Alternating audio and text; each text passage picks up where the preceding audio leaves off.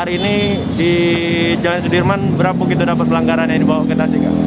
Untuk pelanggaran berat ada sekitar 10 orang yang sudah dibawa ke Tasik ke posko induk. Jadi untuk yang pelanggaran khusus di sini belum ditotal. Kurang lebih ada 23 orang, Pak, sesuai catatan yang ditulis. Oh, itu yang dibawa itu pelanggaran berat itu karena gimana itu? Apa tidak menggunakan masker atau tidak melengkapi identitas diri? Ya, salah satunya tidak pakai masker, tidak bawa identitas diri, dan berbeda satu alamat dengan alamat yang lainnya, Pak.